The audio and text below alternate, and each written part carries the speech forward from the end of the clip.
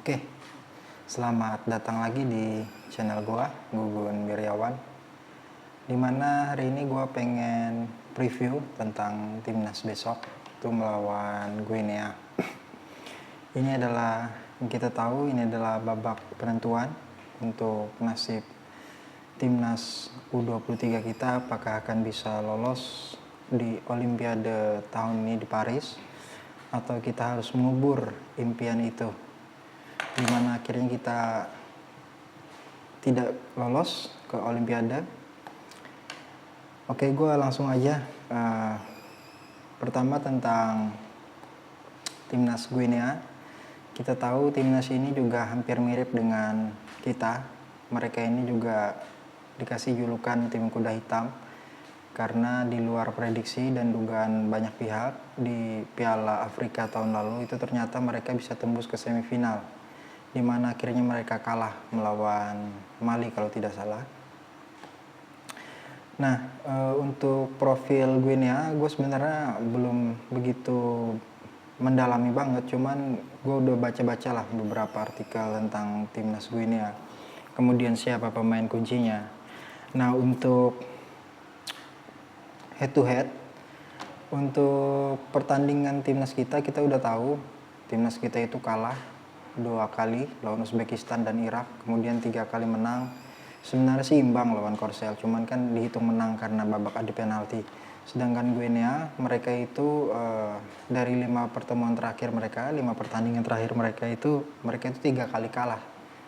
Kemudian 1 kali menang dan 1 kali itu imbang. Itu di babak grup Piala Afrika tahun lalu. Sebenarnya secara statistik, kalau gue lihat, kita bisa-bisa aja menang. Cuman ya balik lagi, ini banyak faktor X yang akan menentukan untuk kemenangan kita. Seperti kita tahu kondisi tim terkini tentang bagaimana Justin Hubner masih abu-abu dan juga Elkan, kita belum tahu apakah 2 pemain ini bisa bermain nanti saat lawan Guinea. Sedangkan di Guinea itu yang gua baca beritanya itu 3 pemain kunci mereka itu bisa main.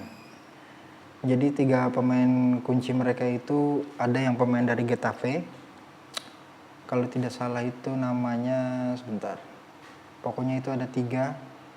Moriba, kemudian Kamara, itu pemain Liga Yunani. Dan juga Saido Sow, itu pemain dari Liga 1 Perancis. Nah, jadi 3 pemain ini luar biasa harganya teman-teman. Kalau di total itu 100 juta lebih total dari value 3 pemain ini.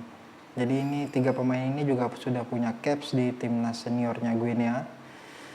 Sedangkan di kita juga sama, beberapa pemain juga pemain timnas senior. Cuman ya kalau dari segi kualitas liga mereka bermain, jelas Guinea kalau gue akuin lebih oke lah. Cuman ya balik lagi, ini sepak bola kita nggak tahu. Semoga ada keajaiban lah nanti besok. Nah, untuk jadwalnya itu kita udah tahu jamnya itu jam 8 malam waktu Jakarta. Jadi kemungkinan bermainnya itu jam sekitar kurang lebih jam 2 siang waktu Prancis. Itu dimana cuaca lagi siang lah. Jadi matahari ada kelihatan, harusnya suhu tidak terlalu dingin-dingin banget teman-teman. Dan gua harap ini juga ada dampak positif lah ke pemain kita. Karena suhunya harusnya itu tidak terlalu dingin daripada bermain di malam hari kan. Semoga nanti para pemain bisa maksimal. Nah, itu nanti disiarin streaming. Kalau gue baca di sini ada di Vision Plus, itu luar biasa juga. Padahal sebelumnya kita dengar kabar isu kalau pertandingan ini akan digelar tertutup, bahkan tidak akan disiarkan. Cuman alhamdulillah akhirnya FIFA mau memberi keringanan. Akhirnya dikasih kita streaming. Ya, semoga kita bisa sama-sama lihatlah nanti perjuangan anak-anak muda, Garuda Muda ini seperti apa. Kemudian dari kondisi pemain, kita tahu pemain kita Dewangga terakhir yang masuk itu kondisinya fit. Kemudian tidak ada info, tidak ada kabar kalau ada pemain yang cedera. Nah, untuk Guinea itu strikernya si Kamara itu infonya lagi cedera teman-teman. Jadi kita harap aja nanti dia nggak usah main lah. Semoga mengurangi kekuatan dari Guinea. Nah terus untuk taktik kalau gua rasa nggak bakal jauh beda. Kita pasti bakal main di menyerang 3-4-3. Kemudian untuk strategi Guinea, mereka ini bermainnya menyerang teman-teman. Jadi mainnya tuh 4-3-3. Jadi pakai 3 striker. Cuman kita nggak tahu nanti variasi mereka di lapangan seperti apa. Apakah mungkin berubah dari 4-3-3 menjadi 4-2-3-1 atau 4-3-1-2. Kita belum tahu. Sepertinya itu akan fleksibel aja mengikuti jalannya pertandingan seperti apa. Kemudian kita juga udah tahu Sintayong komentar bagaimana persiapan tim ini cuman 1 minggu setelah pertandingan lawan Irak. Itu lumayan cukup menguras juga stamina pemain-pemain kita. Semoga di waktu recover seminggu ini, bahkan gua baca itu Sintayong larang para pemain untuk latihan pegang bola selama 3 hari. Karena untuk pemulihan daripada fisik mereka. Sedangkan Guinea mereka itu bermain nanti dengan full. Artinya mereka tidak ada kelelahan sebelumnya. Paling-paling mereka cuma kelelahan di kompetisi domestik aja teman-teman, atau di kompetisi liga yang pemain mereka ikuti lah. Berbeda dengan kita bermain intens. Itu 1 minggu kemarin itu luar biasa. Cuman jeda 3 hari itu bermain, jeda 3 hari bermain. Akhirnya kita lihat pas lawan Uzbek dan Irak itu kita keteteran karena pemain pelapis kita juga udah tahu itu pemain pelapis kita tuh kalau gue bilang nggak setara lah dengan pemain inti kita. Bayangin aja kalau Nathan itu nggak main, siapa yang bakal gantiin dia di posisi tengah? Kalau gue lihat Arkan Fikri masih belum lah. Arkan Fikri masih 2 level di bawah Nathan lah kalau gue lihat. Bukan gue merendahin ya, cuman ini adalah apa yang kita lihat aja teman-teman di pegelaran turnamen sebelumnya. Bagaimana kita tahu kualitas Nathan luar biasa. Makanya ini Pak Erik mati-matian untuk lobby Cerezo dan juga Ipswich Town. Semoga bisa lepas Hapner dan Elkan. Karena kalau gue rasa kalau 2 pemain ini masuk, chance kemungkinan untuk kita menang itu lebih gede lah daripada 2 pemain ini tidak ada. Itu sih kalau dari gue. Kemudian untuk prediksi skor ya gue nggak bisa tebak. Kita berharap aja timnas menang, berapapun skornya. Dan gue harap pertandingan ini dituntaskan 90 menit aja teman-teman, nggak perlu ada tambahan. Usahakan para pemain itu jangan sampai bermain di babak tambahan waktu, karena gue yakin kita pasti bakal keteteran stamina kita.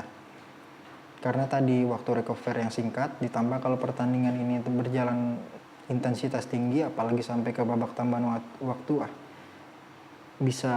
kita yang bisa drop teman-teman. Ya gue harap sih pertandingan berjalan 90 menit, itu nanti ditentukan pemenangnya. Gue harap sih timnas kita ya.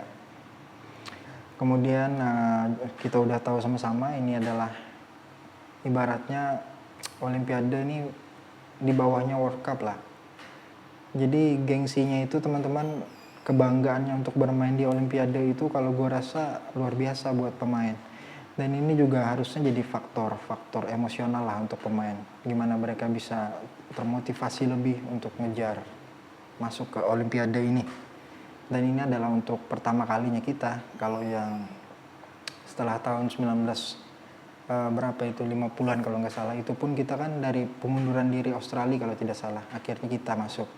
Kita bukan yang lolos kualifikasi, nah baru sekarang kita yang ngerasain euforianya lolos melalui, kalau seandainya kita bisa lolos melalui jalur Piala Asia ini, kalau gua rasa itu hal yang sangat membanggakan.